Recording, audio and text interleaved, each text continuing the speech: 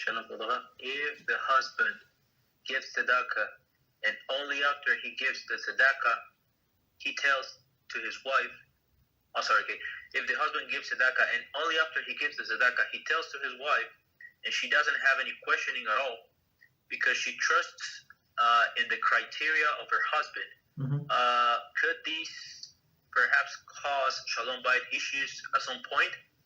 And should they always take these decisions together?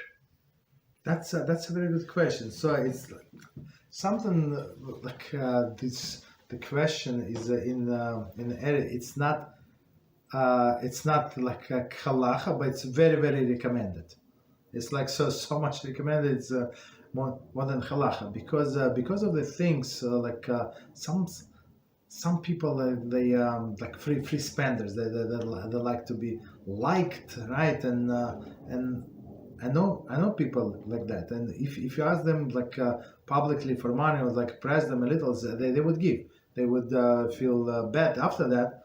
And that's not what family wants, right? Family, let's say they save money for, I don't know, for down payment for a new apartment. They crammed into like, I don't know, one bedroom, like in olden days where I grew up. So of course I did not grow up in this environment, but my mother's like everybody like three family in one room, and they would put the curtains and they separate from each other. That's how people live.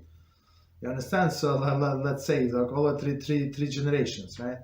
So and then they want to save for a new apartment. Let's say for down payment. And now this holy tzaddik husband gave some tzedakah, so she would be very upset. So he has no right to do that, even though his money, he work for that, does not make any difference, because she's the one because in whose merit he was given the money. So the money was Parnasah actually given, as our sages explain, in the honor of in the merit of the wife. The more she's meritorious, the more he's going to get the money. So he cannot just be like free spender and spend like the way he wants. He has to consult her. So 10%, even this 10% that they must give, they can discuss. He cannot just do whatever he wants, even though he's not obligated to ask her, right? Halachically not, but he better to.